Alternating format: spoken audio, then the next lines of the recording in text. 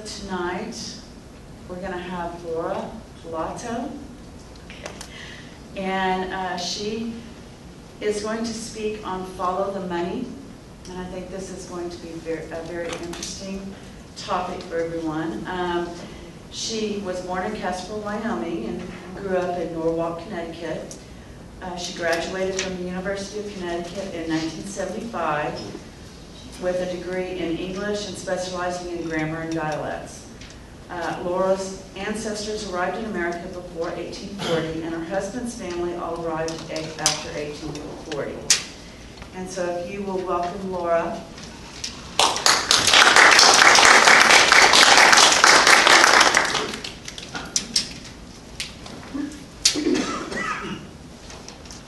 Thank you very much. Can you hear me? Yes. Very good. Follow the money. When Woodward and Bernstein were chasing down Watergate information, Deep Throat suggested that they follow the money. Turns out, that's very good advice for digging up information about your ancestors, too. When money changes hands, a record of the transaction is made. When someone owes money, there's a bill. Whether you have money or you don't, there are usually records to show it. Our ancestors bought insurance. They paid taxes. They went to court to obtain judgments against people who owed them money. They staked claims for land or mineral or water rights. They stayed in hotels and used transportation. They invested in companies. They joined groups like the Mason, or the Grange, or the Elks, or the Oddfellows. They donated to charities and helped to build hospitals and libraries. They bought cemetery plots and tombstones. They gave money to religious organizations. And as often as not, somebody made a record of these events. Financial records paint a vivid picture of a person's way of life. They can give an indication of what was meaningful and important to your ancestor. They can also reflect the tenor of the time and place your ancestor lived. After you have discovered where your ancestors lived, birth dates, marriages, death dates, and the names of children, you may gain a clearer understanding of their lives and experiences by finding out how they spent their money.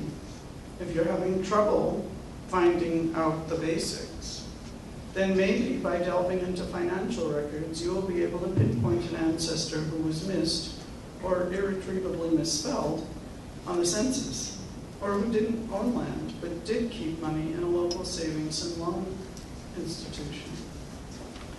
As family history researchers search for evidence that their ancestors lived in a particular place at a particular time, it can be helpful to think genealogically about who was interested in keeping track of financial transactions that affected your ancestors. There are some places to go when you're looking for money transactions. Government records, taxes. Government, whether it is federal, state, county, or local, lives by the taxes it takes in. Businesses and individuals pay taxes and are listed in public documents. When the census fails you, be sure not to overlook all the tax records in the area where you think your ancestor was living. Town meetings. If your ancestor was active in local government, litigious, a colorful character, or wealthy and philanthropic, you just might find their name in the minutes of a town meeting, especially if they paid a fine or donated money to build a library or a new firehouse. Usually found in town halls under the watchful eye of the town clerk, these public records can document events in your ancestor's life. Be sure to check with the town clerk's office for rules about who may access records and how that is done before you go to the town hall. Then follow their rules for a successful trip. Making friends with the town clerk makes all the difference in the world. When I was doing research in the Dayville, Connecticut Town Hall, I came across records of town meetings. one of which included the local list of members of the Committee of Safety, formed before the Revolutionary War, and the letter that was written by them in solidarity and support of the citizens of Boston who were protesting the British stamp tax. Deeds. The grantor-grantee books in a town hall or county courthouse may hold the name of your ancestor for the purchase of land, a mortgage, a quitclaim, or a division of property. Combined with probate records, these books may hold clues to family disputes, inheritances, and familial relationships. A trip to Ohio brought me the answer to a question I have asked for more than 30 years. Where did my ancestor Hugh Gallagher come from? Gallagher's a hint. Family stories were vague and mysterious. One relative said he was English, another said he was Scottish, another said Welsh. Nobody mentioned Irish.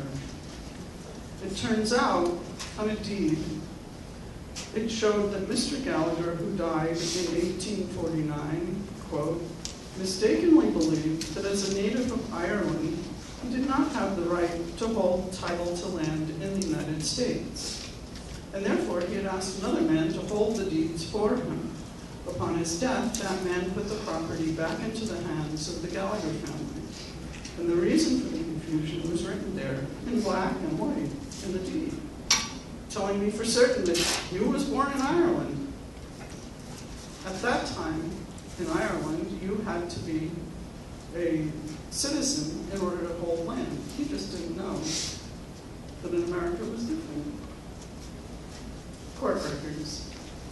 Probate records for persons who have had the foresight to make wills, and also for persons who die intestate, can give a glimpse of everyday life. There are lists of belongings and lists of heirs. Guardianship of children can indicate relationships between neighbors who turn out to be in-laws. Other court records may show lawsuits, contracts, or agreements that involve monetary considerations. People who paid or didn't, and what the final cost was. In court records, I discovered what appeared to be a divorce on paper in the 1890s between a Roman Catholic husband and wife in New London, Connecticut.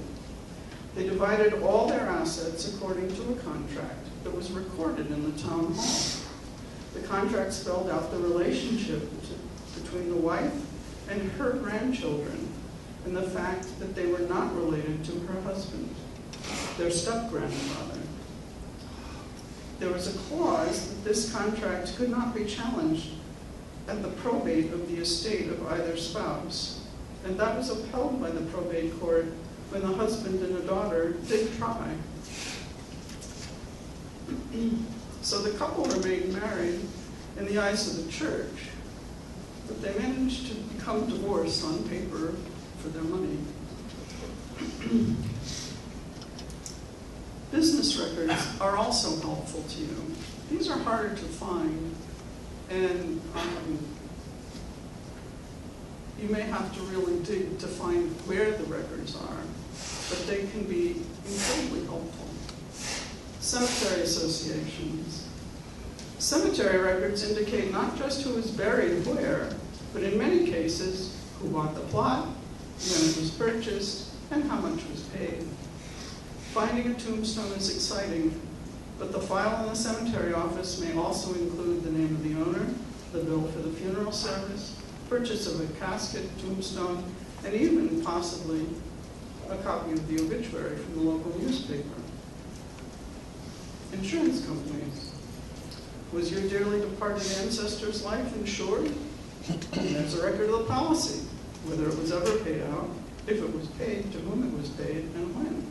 It may be difficult to discover the name of the company, and even if you find that, you may have to do some gymnastics to find out who has the files if the company no longer is in business. But once you discover these records, you may be in for a treat. Beneficiary information may indicate a familial relationship. Banks and savings and loan institutions. Immigrants may have found established banks intimidating. They may have felt their own kind would be more trustworthy. Groups of people who shared a common heritage created savings associations that catered primarily to people from particular neighborhoods, often in large cities. In any event, savings institutions have lists of contributors that can connect a family with a time and a place. Records of an Irish immigrant bank in New York City are available on Ancestry. Public utilities.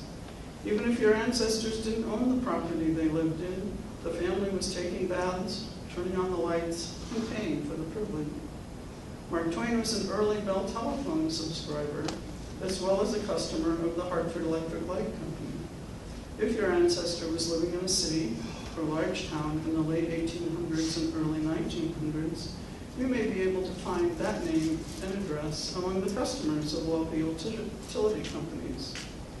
Water, sewer, electricity, telephone, and the street address where they lived, especially for the years around the missing 1890 census. Pension funds. Do you know where your ancestor worked? Did he or she have a pension? If the census shows your ancestor was a railroad worker, chances are there is a record of a railroad pension. Military pension files are available from the National Archives, Records Administration, and unfold3.com. But company files may be held in private archives by the company, or possibly the company that acts as the administrator of the pension plan. Unions may also have pension archives. Travel records. Did your ancestor have wanderlust and the money to fund it? If you remember hearing stories about Uncle Will, who went to Europe in 1884 and stayed in the Dorchester Hotel in London, see if you can check it out.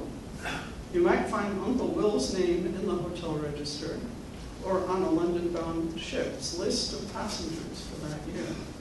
Although this may seem like a far-fetched record to go after, you may make a connection with the other relatives when you discover who else made up the traveling party. Periodical subscriptions. If your ancestor purchased a subscription to a magazine, records will show how much was paid, where your ancestor lived, and how long they were interested in a particular subject. Some searchable databases with subscriber information from the 1700s and 1800s are available on the internet.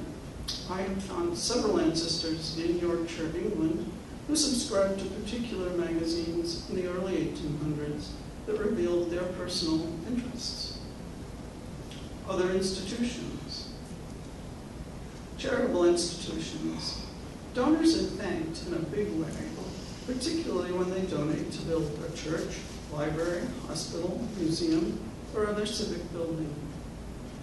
Every donation is meaningful, whether large or small, and everyone's name appears on the organization's master list. Was your ancestor an art or music or philharmonic opera fan? Donors' names appear in old programs.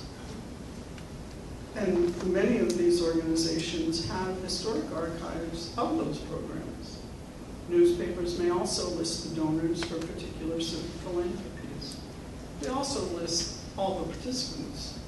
Your ancestor may be a dancer or a singer or an orchestra member. Look for them. Schools. Did your ancestor go to school? If money was paid for an education, your ancestor's name is still in the files, even if they didn't graduate.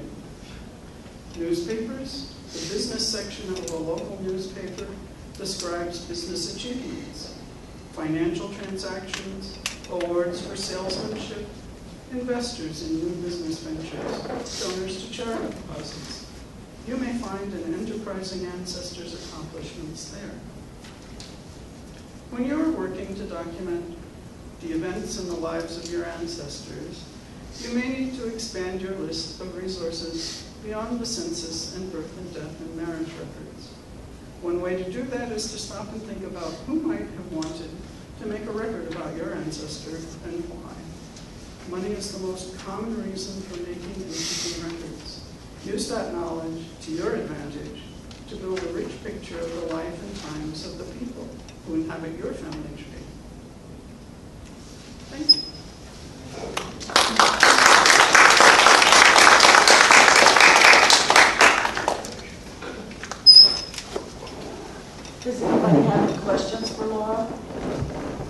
Yes. How do you go about researching business records in England? Business records in England. You were talking about looking at business records. often a business has, when a business closes, these are larger businesses, not the local car dealership, but the county or the town may keep a record of that, or the tax people might keep a record of that. The state might keep a record of that, and they send their records to a particular archive library in the state. Usually it's in the state, but it could be the county. If you've watched some of the Who Do You Think You Are shows, occasionally they will find all the business records for a business that, and it's in a state archive that tells about the people that were either working there. You may even find customers. Yes. I found some information on my grandfather's draft records, where he registered for the draft World War I. And on there, of course, it stated where he was working at the time. And so I researched that, and I found quite a bit of it, and really interesting information from the International Shipbuilding Company in Orange, Texas. And the company is still alive today, and they have records that go back that far. And I was really amazed at some of the ships that he worked on. He was a ship's carpenter, and it was quite interesting to get a little more than just where he worked, but what he actually did, and so on and so forth. That's a good resource for finding out. Either on the census, sometimes it'll tell you where they worked, but in the World War I and World War II registrations, they did often tell you who they worked for and what they did. You know, the non-population census report is a good record too, to find out what they had, what they did with land, businesses and such. How many cows? Yeah, how many horses, cows. Thank you very much.